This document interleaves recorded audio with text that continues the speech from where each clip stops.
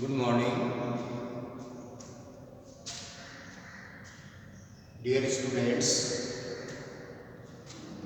इससे पहले वाले वीडियो में हमने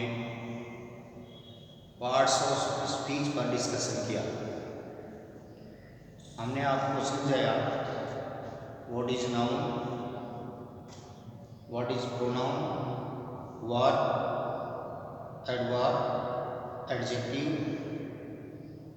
preposition, conjunction and interjection.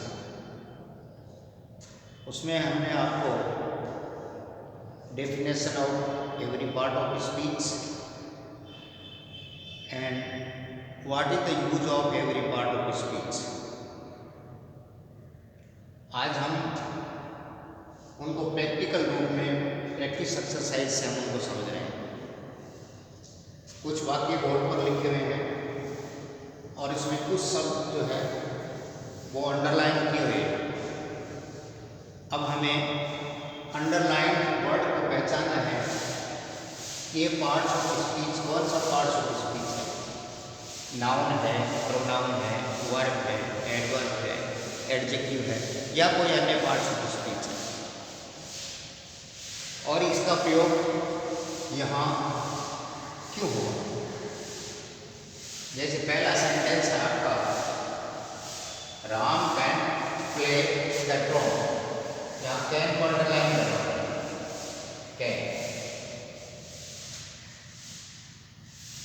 Can को अंडरलाइन किया जाता है। अब इस वाक्य को पढ़ना है आपको, इसमें कौन कौन से पार्ट्स ऑफ स्पीच आए और विशेष कैन को बताना है कि कैन कौन सा पार्ट्स ऑफ स्पीच है। राम को देखा, Ram is the name of the person, so it is noun, proper noun. Can और कैन के बाद में प्ले आया तो play is man verb. D determiner article है और टू एक वाद्य यंत्र है जो नाउन। यहाँ कैन क्या है तो कैन को हम यहाँ क्या कहेंगे, एक्सिलरी वर्ब या हेल्पिंग वर्ब या एक्सिलरी वर्ब। ये एक्सिलरी वर्ब अर्थात हेल्पिंग वर्ब के रूप में या एक्सिलरी वर्ब के रूप में कैन का प्रयोग। तो यहाँ राम हो गया आपका नाउन, हेल्पिंग वर्ब या एक्सिलरी वर्ब, मैन वर्ब और दी जो है ये डिटरमिनर है और टू इज एन इंस्ट्रूमेंट वाद्य यंत्र है, इसलिए ये नाउन हो गया। अब इसमें केवल आपको बताना कैन का था, लेकिन आपको समझाने के लिए मैंने सारे जो पार्ट्स ऑफ स्पीच इसमें प्रयुक्त हुए हैं वो मैंने आपको समझाया। जैसे दो नाउन आए यहाँ, एक एक्सिलरी वर्ब आया, डिटरमिनर आया और एक मैन वर्ब आया। इसी तरह से दूसरा जो सेंटेंस आपका, do you like dogs, do you like dogs. तो यहाँ लाइक को अंडरलाइन किया है। लाइक वर्ड जो है ये क्या है, तो आप देख रहे हैं डू यू लाइक डॉग्स, तो लाइक इज मैन, ये वर्ड, ये हेल्पिंग वर्ब है, इंट्रोगेटिव सेंटेंस है, इसलिए इसको हमने सब्जेक्ट जो यू प्रोनाउन आया है इससे पहले हम रख दिया। तो डू यू लाइक डॉग्स, तो इसमें हम देखें helping verb, pronoun, main verb and dogs again noun.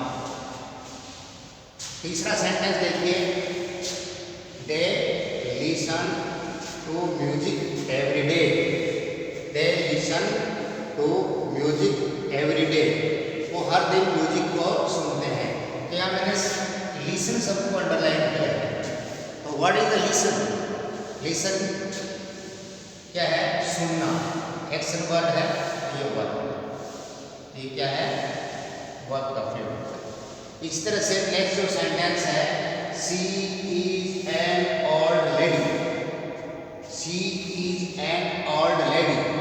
तो शी क्या है यहाँ, शी इज ए सब्जेक्ट और एक सब्जेक्ट नाउन या प्रोनाउन हो सकता है। तो शी इज नॉट नाउन, ये क्या है, प्रोनाउन, प्रोनाउन। इज क्या यहाँ, इज जो है वर्ब है स्टेट वर्ब, ये हेल्पिंग वर्ब नहीं है। ये हेल्पिंग वर्ब तब होती है जब इसके बाद में कोई और मेन वर्ब हो। एंड यहाँ पर आर्टिकल है और आ गया है old lady. Lady, lady is a noun. क्या है लेडी? नाउन है। अब ये कैसी लेडी है, ये इसकी विशेषता बता रहा है। ओल्ड क्वालिफाइज द लेडी, बूढ़ी वृद्ध महिला। तो ये क्या हो गया, इस लेडी को क्वालिफाइज कर रहा है। और lady is noun and the word which qualifies a noun is an adjective. ये सब क्या हुआ? एडजेक्टिव। तो ये एडजेक्टिव। तो देखिए इस तरह से हम प्रत्येक शब्द को समझ रहे हैं कि कौन सा पार्ट और स्पीच इस वाक्य में प्रयुक्त हो रहा है। नेक्स्ट सेंटेंस में देखते हैं the group went climbing to mountains. The group went climbing to the mountains.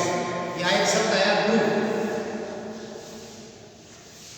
Group, group का अर्थ क्या हो गया? एक समूह। और एक समूह जो है ये एक नाउन है। क्या हुआ? Noun. Went to climb the mountains. तो इस शब्द को हमने अंडरलाइन किया। Group is a noun.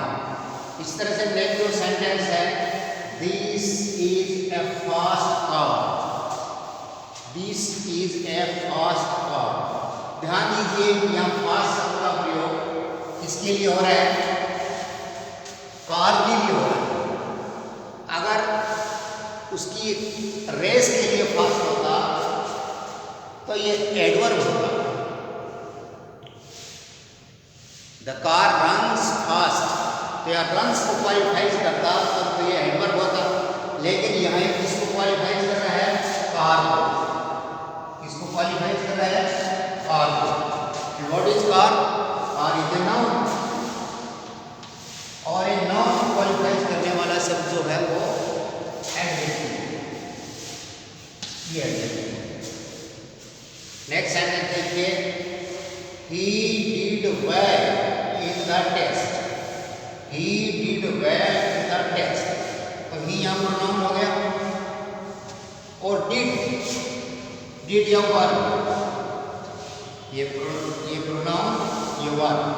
और well in the test, तो what is well? उसने तो काम किया, did किया, वो एक्शन किया, वो अच्छा हुआ। और ये नाउन वर्ब है और ये वेल क्या है, इसको क्वालिफाई करता है तो एडवर्ब होगा। Well is an adverb because it qualifies did verb. Did verb को क्वालिफाई करता है, इसकी विशेषता बतला रहा है। और वे ऑफ वर्ब बताता है हाउ ही डिड वेल। तो एडवर्ब है, वे ऑफ वर्ब बतलाता है। Adverb tells us the way of verb कि कार्य किस तरीके से हुआ। और it did well, well is an adverb. Next sentence है my father drives carefully. My father drives carefully. तो माय फादर ड्राइव्स क्या है यहाँ पे? वर्ब है। और वो क्या काम करते हैं? फादर ड्राइव्स करते हैं। Drive is a verb. और उस वर्ब को what is the way of verb, उनका चलाने का तरीका कैसा है? केयरफुली। तो carefully here qualifies the verb drive, so it is an adverb. ये हमारी एक एडवर्ब है। इसी तरह से नेक्स्ट सेंटेंस है has your father ever been to Australia. Has your father, तो अंडरलाइन शब्द है फादर। अंडरलाइन शब्द क्या हुआ है? फादर। तो what is father? Father is a noun. Clear है। आगे देखिए lady was fantastic. The lady was fantastic. तो who is fantastic? The lady. Lady क्या है? नाउन है। और वो कैसी है? फैंटास्टिक। तो ये हो गया एडजेक्टिव। ये हुआ आपका एडजेक्टिव। इस तरह से देखिए we have gone through the 10 sentence. इस सेंटेंस है डिफरेंट काइंड ऑफ पार्ट्स और एक एक को हमने समझा। अब एक नेक्स्ट एक्सरसाइज और लेते हैं और उसको हम समझते हैं कि उसमें कौन कौन से पार्ट्स ऑफ स्पीच का प्रयोग हुआ है।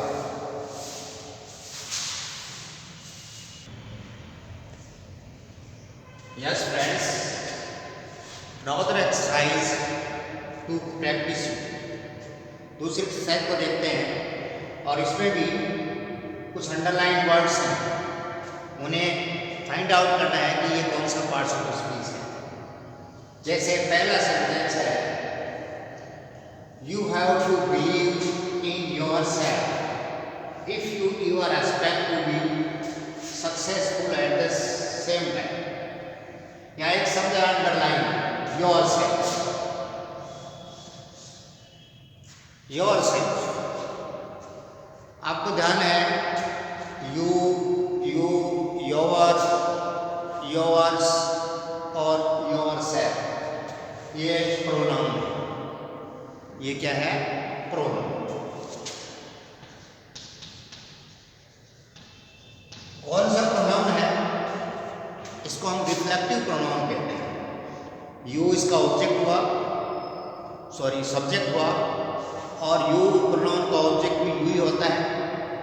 इसका पॉजेसिव एडजेक्टिव जो होता है वो योर होता है। और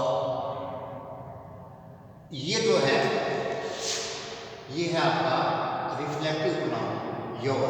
you, your, yours, yours, yourself. तो ये हुआ आपका प्रोनाउन। यू यहाँ जो है ये प्रोनाउन है, लेकिन ये नॉमिनेटिव केस है, सब्जेक्ट के रूप में आया हुआ है, तो ये सब्जेक्टिव केस है और प्रोनाउन है। इसी तरह से योरसेल्फ जो है ये सेकंड पर्सन का रिफ्लेक्टिव प्रोनाउन है, it is pronoun. Then second, we left for mountain just before 6। यह शब्द आया left, we left for mountain just before 6। We left for mountain just before 6। तो यहाँ हमने लेफ्ट शब्द का जो है वो प्रयोग किया है। लेफ्ट क्या है? Left is a verb, left is verb because there is action in this word and action word is always a verb. We left for mountain just before 6. The third question, we first went to the store to buy a few things. We first went to the store. To, what is to? To is a preposition. अर्थात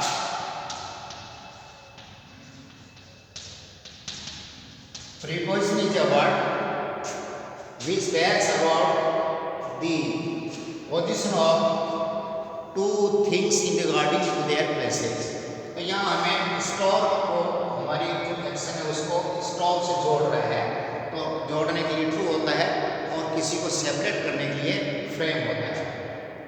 जब हम कहीं जा रहे होते हैं या किसी टारगेट पर हम जा रहे होते हैं तो हम टू का प्रयोग करते हैं, और किसी स्थान समय से हम विच्छेद हो रहे हैं, दूर जा रहे हैं तो हम फ्रॉम का प्रयोग करते हैं। Two is a preposition. We had a breakfast at a cafe near the road. Breakfast.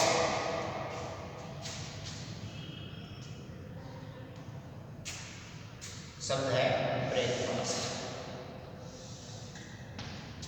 What is breakfast? Breakfast is a noun. Breakfast क्या है? नाउन है। और एक ध्यान रहे आपको, किसी नाउन के पहले एक आर्टिकल का प्रयोग किया जा सकता है। नेक्स्ट क्वेश्चन है, my friend was strong enough to lift this heavy pole. My friend was strong enough to lift this heavy pole. What is pole? Pole is a noun. Pole कोई वस्तु है, ठीक है, और वो कैसा है? हैवी। तो हैवी इज एन एडजेक्टिव, क्योंकि qualifies the word all. All is noun and a word which qualifies a noun is an adjective. तो इस तरह से देखिए हमने 5 और सेंटेंस लिए और आपके सामने एक एक शब्द जो अंडरलाइन था उसकी व्याख्या की। I have explained every word, सभी को मैंने आपको समझाया और आप लोग शायद इसको फॉलो कर रहे हो।